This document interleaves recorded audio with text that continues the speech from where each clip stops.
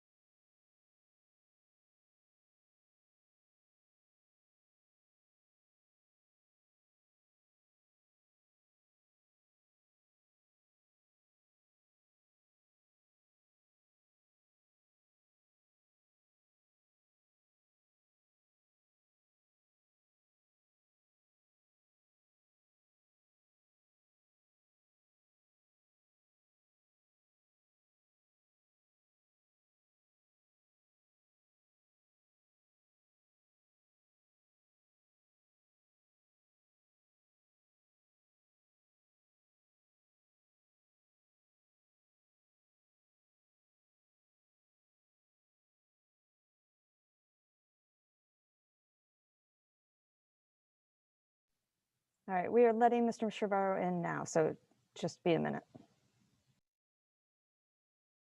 Perfect, thanks.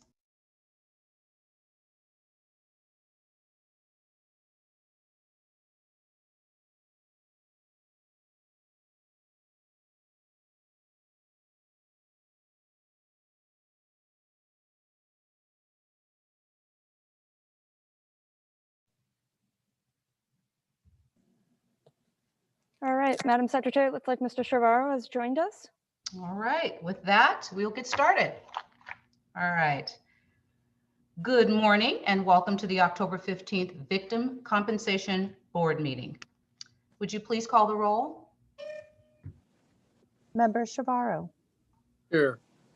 Chairperson Richardson, Also here. Please join me in the Pledge of Allegiance.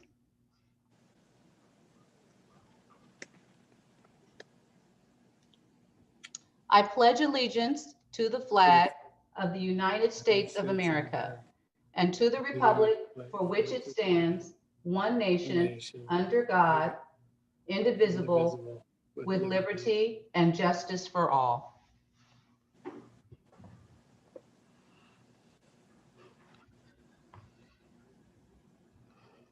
Item 1 is the approval of the minutes for the September 17th, 2020 board meeting. I move approval. A second. The motion for consideration is approval of the September 17th, 2020 minutes.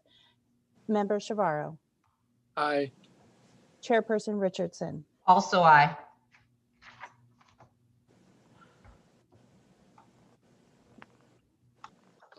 Is there any public comment on this item?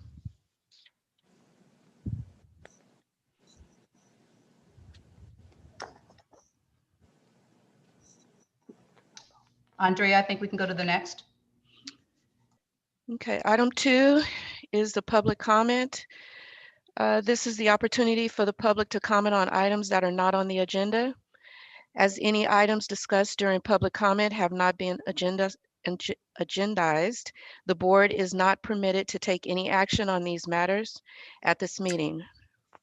For those on the phone, if you previously indicated you desire to offer comments during this agenda item, we will be calling on you by name or phone number. For those participating via Zoom, please raise your hand if you wish to offer comment, and we will acknowledge you and let you know when it is your turn to speak.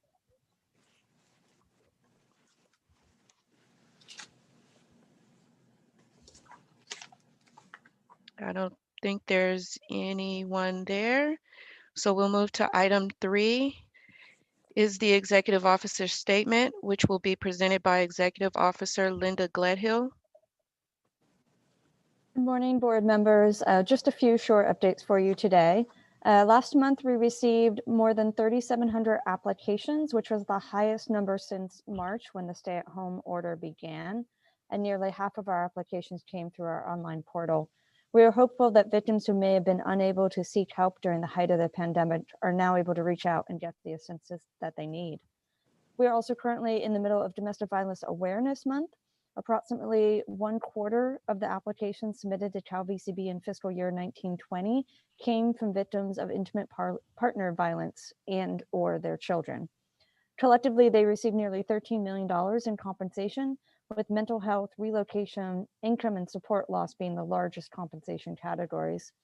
This month, we have done public outreach around this issue, including a press release, social media campaigns, to raise the importance of this issue and make sure people are aware of the resources that are available to help them. August 1st also marked the 3rd anniversary of the Route 91 Harvest Festival shooting in Las Vegas. Approximately 65% of the more than 24,000 festival attendees were from California.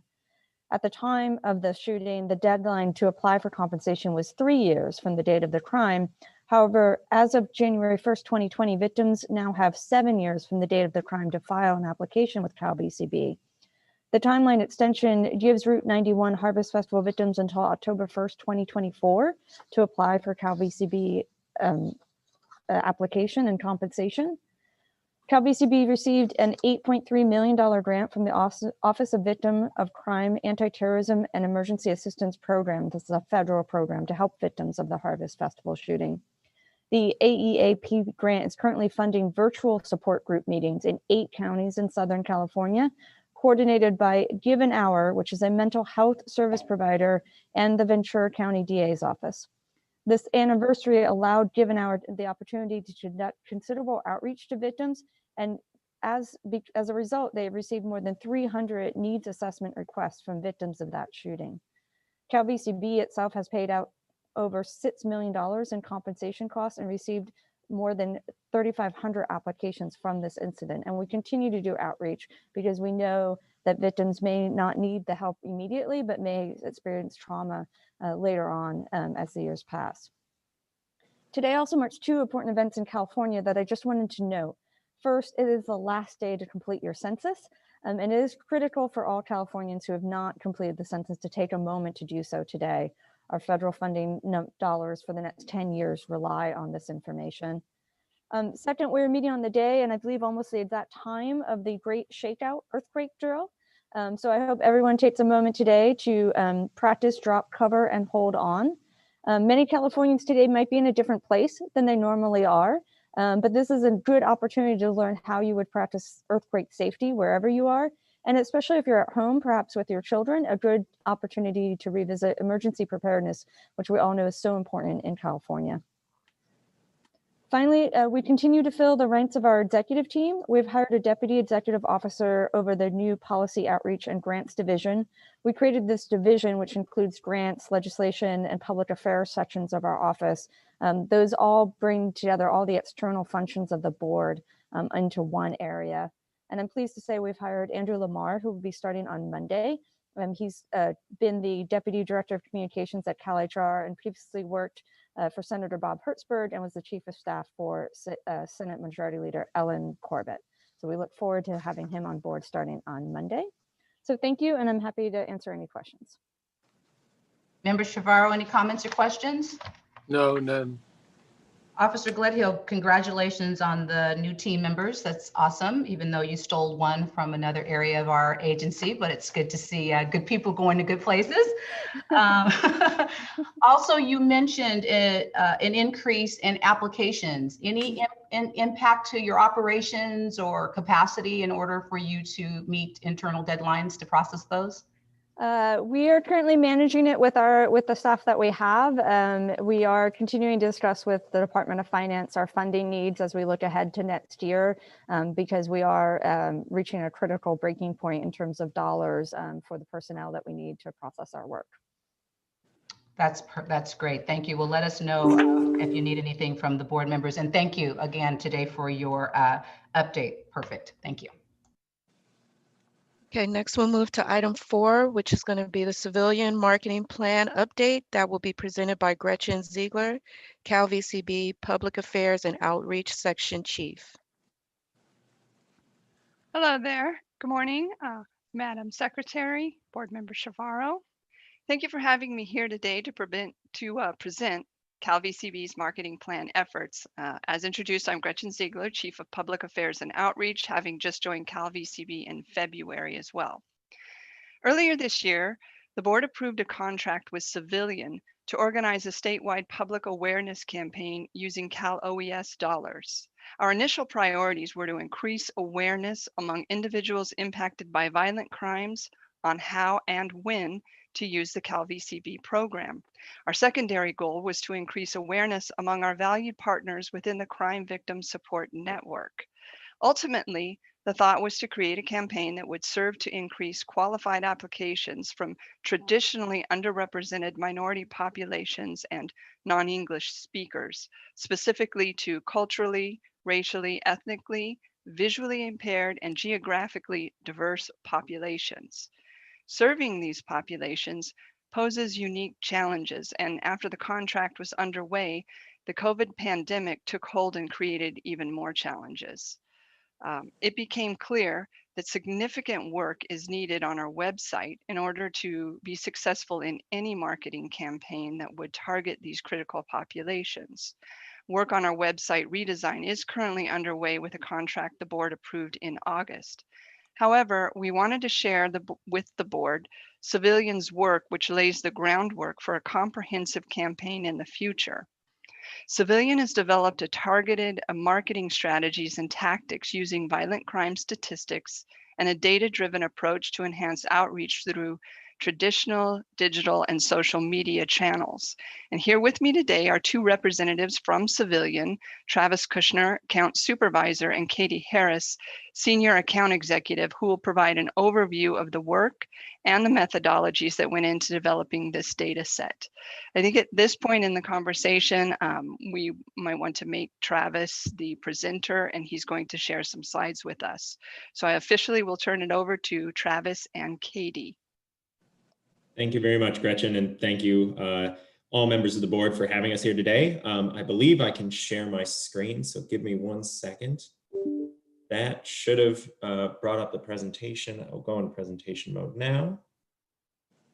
There we go. So I'm just going to kick us off today quickly by just introducing a little bit about what we did. Gretchen did a great overview of the work that we did to get here. And what we're going to do today in a very short amount of time is condense several months of work and numerous presentations into a very brief overview, knowing that there's a lot more depth and sort of analysis beyond this that you're going to see. So if I jump in, just getting into our campaign strategy, this was sort of our guiding light for the development of the media and communications outreach plan. And it really focused on putting victims first.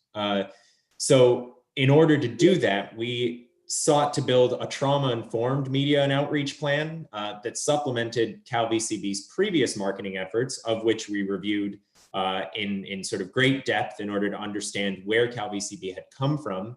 And then supplemented that with more advanced data-driven approaches that suggested media placements that you'll see a little bit of here, outreach tactics, our creative, our language, and our treatment. So as Katie will then discuss a little bit, we utilized a deep dive into a number of data sources in order to inform everything about the planning process. At Civilian, we really believe that decisions need to be made based on data. And so those informed everything from the tactics to the geographies. And again, Katie's going to go a little bit deeper into how we use those to come to our decisions. And in order to be truly trauma informed, our campaign needed to promote a culture of safety, empowerment, and ease of use. And this came about or manifested itself most saliently in the creative that we put together. And where our presentation here will end is with a showcase of a few of the pieces of collateral that we've sort of provided CalVCB so that they can be used now and in the future. So all of that ultimately leads to building awareness in a considered and constructive way that helps improve outcomes for all involved. The more the public and victims of violent crime are aware of the services that CalVCB offers, and the better that CalVCB is portraying and conveying their services, then the better the experience is going to be for everyone. As Gretchen mentioned, we had a number of audiences for this campaign, and I think, you know, it would be remiss for us not to say that, simply put, anybody can be a victim of violent crime. And so we went into this understanding that while anybody can be, there were certain communities for various reasons that are underserved, whether that's because of their language, their like cultural factors, disabilities, socioeconomic standing. So we used all of the data at our disposal to look at that as our primary audience, those underserved crime victims and their communities, based on the brief that was given to us and all of the data available to us.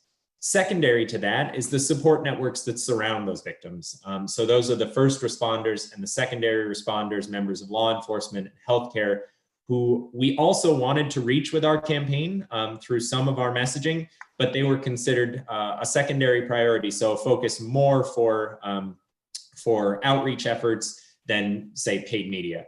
And then a tertiary campaign that came out as we researched more through was members of the legislature and governing bodies within California.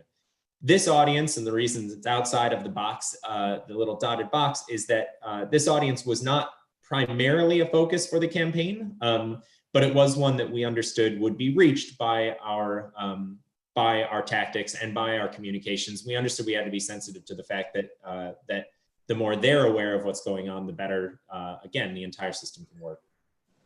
So with that, I will hand it over to Katie to talk a little bit deeper about what went into each part of that. Hello, everybody.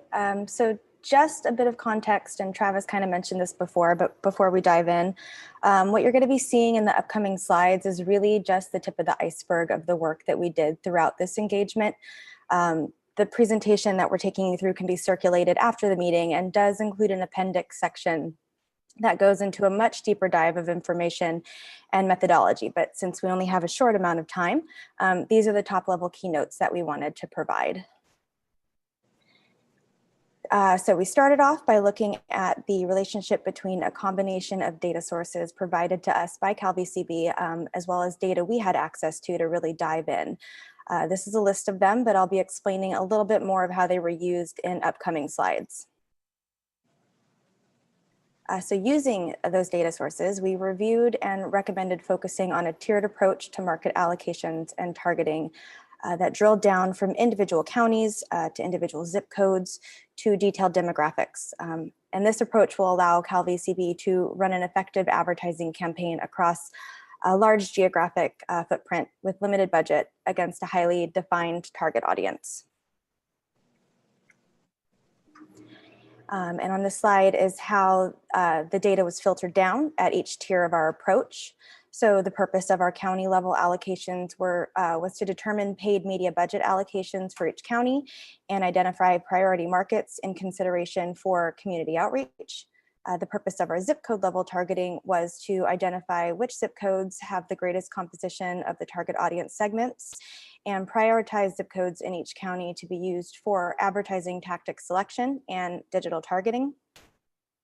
And our purpose of advanced targeting is to allow us to utilize data segments to really hone in on specific audience segments, with targeting examples being the demographic, language, contextual, and retargeting. So this is a snapshot of one of the aspects kind of drilled down.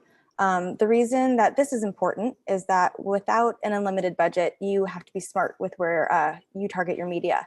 And this really takes you through our steps, beginning with utilizing the data on crimes and clearances to help identify index of violent crimes by county. Also utilizing data on applications received by CalVCB. And utilizing syndicated research to determine population sizes of target audience segments on a zip code level. And this all comes together to help us determine county level media budget allocations, grouping markets based on available and actionable budgets, and then identifying priority target zip codes in each county. So moving in, oh, go ahead.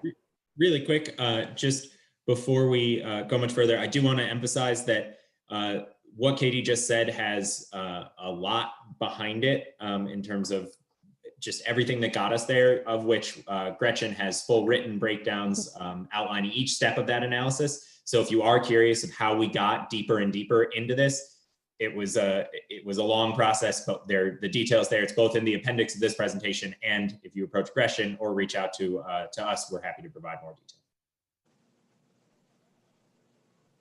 All right, so based on the defined planning parameters, we identified advertising tactics for consideration based on how they deliver against several different factors. So determining which media channels will be most effective in driving our campaign goals, reviewing media consumption habits of key audience segments, and then considering which tactics deliver on targeting strategy and maximize reach within budget. So based on the results of the analysis discussed before, markets were grouped into 3 segments, as you can see here, large, medium, and small, based on their allocated budgets. So Los Angeles was considered a large budget market. Our mid-market consisted of, but not limited to, San Diego, San Bernardino, Fresno, San Francisco, and then remaining markets were considered small budget markets. So based on our recommended budgets and the target audience composition for the various county groupings, we broke out the media channel considerations shown in this graph within our tiered approach.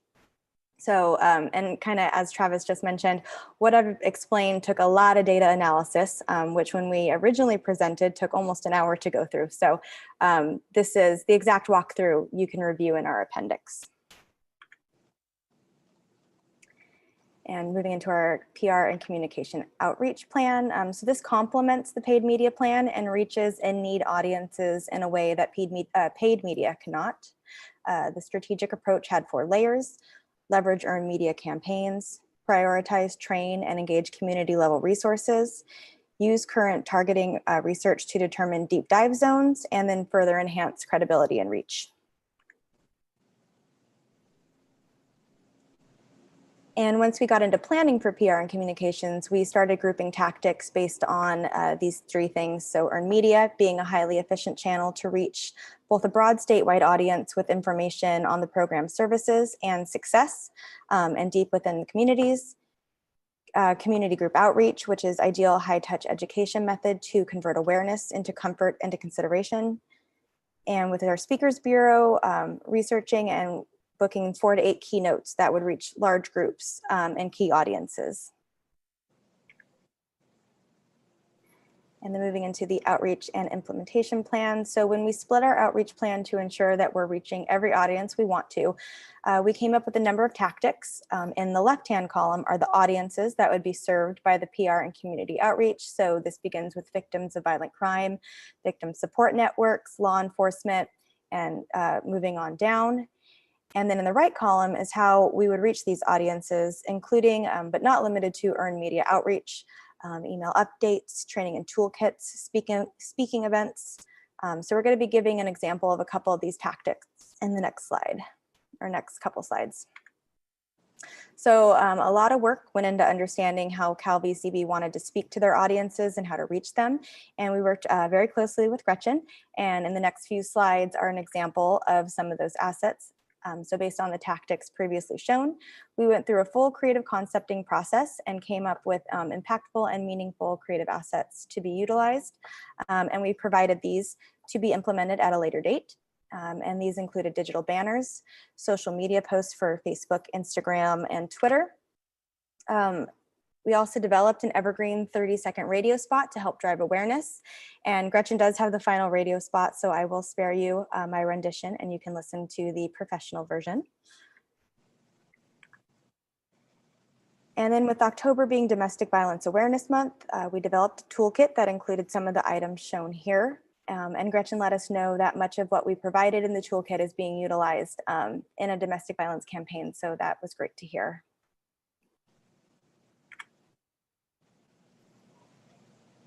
Great. So that's kind of a whistle-stop tour through the work that we put together.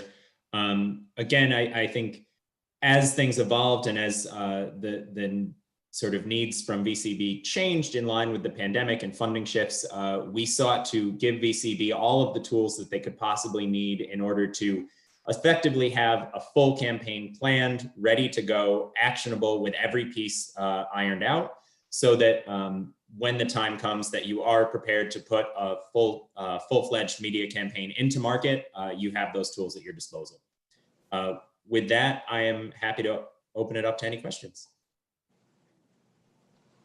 Member Shavaro, any questions? No, I have no questions. Travis and Katie, thank you so much. It's really exciting to see all of the things that Officer Gledhill and her team will have at her disposal. I mean, especially since she just talked about outreach and sometimes victims not even understanding that they need services until later, and she'll now have the opportunity to continue to put the message out about reaching out for help when they need help. So great presentation, really appreciate that. Thank you, and thank you. Thanks for being here today.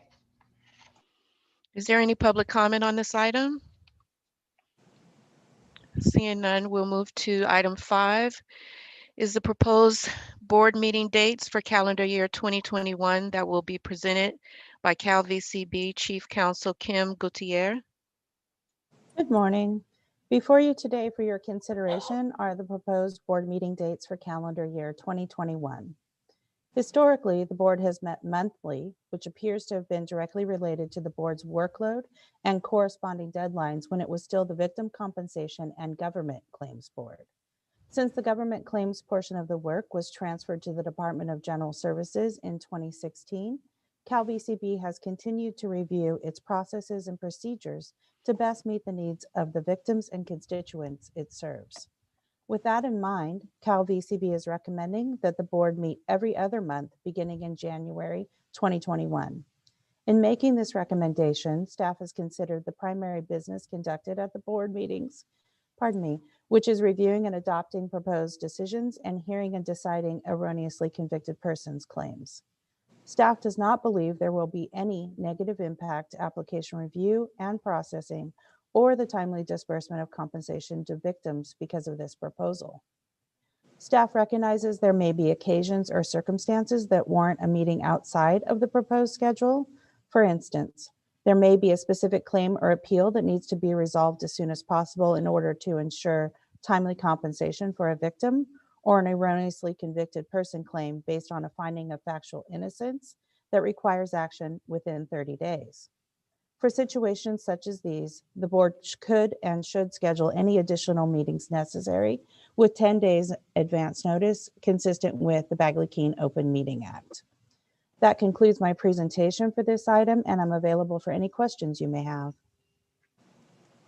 Member Shavaro, any questions or comments on the proposal? No, I'll move approval of the proposed dates. I second.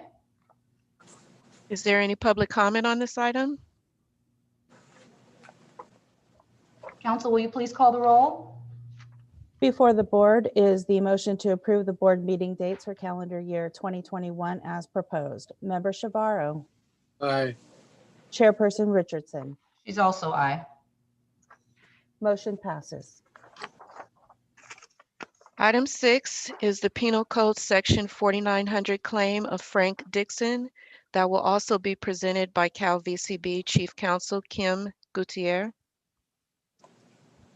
Hello again. Frank Dixon filed his application for compensation under Penal Code Section 4900 based on his 2001 conviction for murder, which was vacated in 2016 in a federal habeas proceeding due to ineffective assistance of counsel. Mr. Dixon requested compensation in the amount of $376,040 for 2,686 days of his total incarceration of 5,608 days. This calculation excludes the time attributable to Mr. Dixon's subsequent conviction for involuntary manslaughter. In the proposed decision, the hearing officer recommends denying Mr. Dixon's application because he has not met his burden of proof. Overall, the hearing officer concluded that compensation should be denied because the weight of the evidence presented in the administrative proceeding did not prove by a preponderance of the evidence that Mr. Dixon was more likely innocent than guilty. Throughout these proceedings, Mr. Dixon has been represented by his attorney, Eric Maltop. The Attorney General's office is represented by Deputy Attorney General Barton Bowers, both of whom I believe are present and prepared to address the board. Thank you for that. Appreciate that, Council. I'd like to remind Council that the board has received and reviewed a copy of the proposed decision, as well as Mr. Dixon's objections to the proposed decision.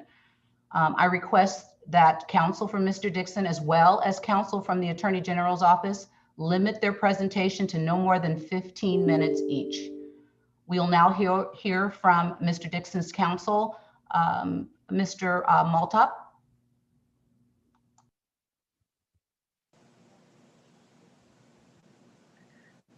Please unmute. Damn. How was that? We can hear you, sir. Okay. I have two very brief remarks to follow up on the pleading that I filed last Friday. We strongly disagree with the proposed decision. The circumstances at the Dixon residence at the time of the shooting show that he was in the presence of the three people he cared about most in the world: his wife, his father, and Barry O'Connell. That context removes any possibility, any remote likelihood that he consciously disregarded any danger that he was presenting to them. That inference is thoroughly confirmed by his spontaneous statement immediately following the shooting: "I can't believe that I shot him." That demonstrates a complete absence of any recognition of the danger he posed to anybody in the room, and the absence of any evidence that he consciously disregarded any danger. It was as much of a shock to Mr. Dixon as it was to anybody else in the room. Under those circumstances, there's no basis for any finding of implied malice, and Mr. Dixon is and has always been innocent of murder. That's my position, and thank you. Thank you, Mr. Maltop. We'll now hear from counsel for the AG's office.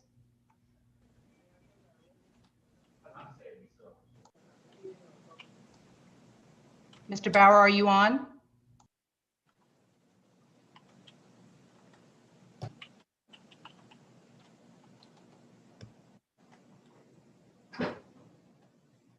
Chief Counsel Gutierrez, do you know if Mr. Bauer was going to join us today?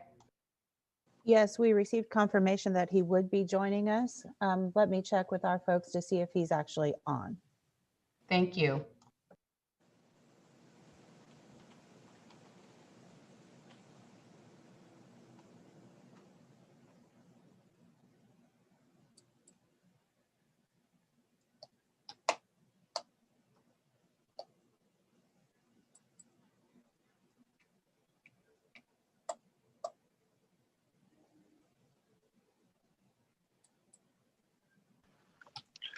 Hello, there's a caller on the phone. Caller on the phone, could you please identify yourself if you're and what, if any comments you'll be giving today?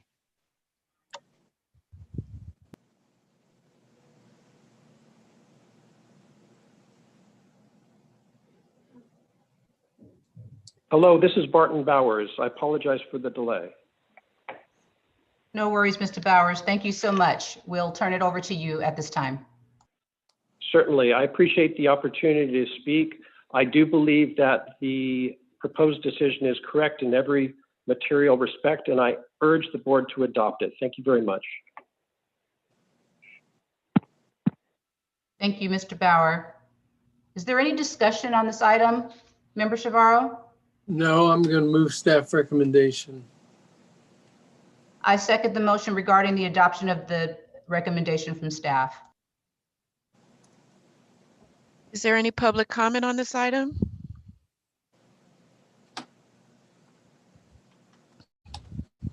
Hearing none, council, will you please call the roll? Motion before the board is the adoption of the hearing officer's proposed decision in the Penal Code Section 4900 matter of Frank Dixon. Member Shavaro, Aye. Chair Richardson, Chair is also aye. motion passes.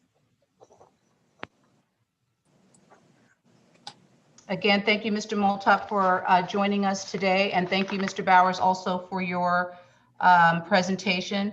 The board will now convene into closed session pursuant to Government Code Section 11126C3 to discuss numbers 1 through 37 of the Victim Compensation Program. We will rejoin after closed session.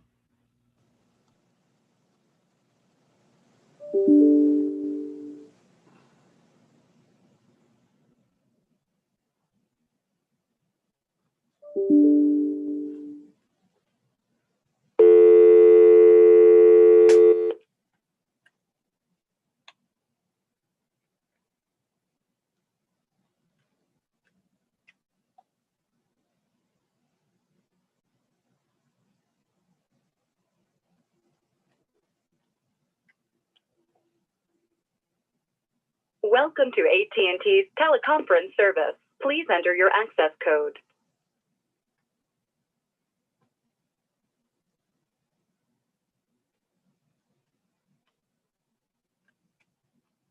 There are 3 participants on the call, including you. You are joining your conference as a participant. For a menu of available commands, press *#. Then Kim.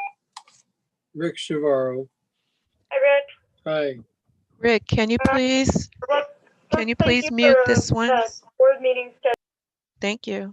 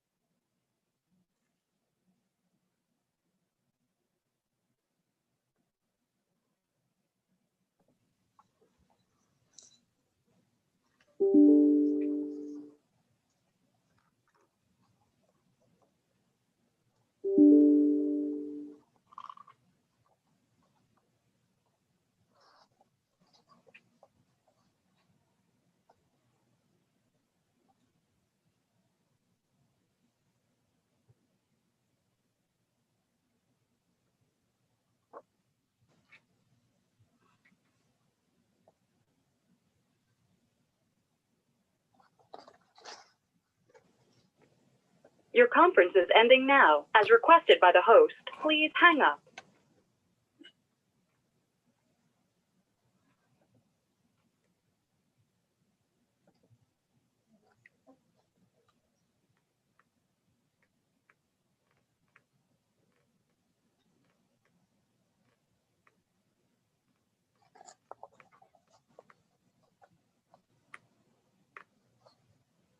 Okay.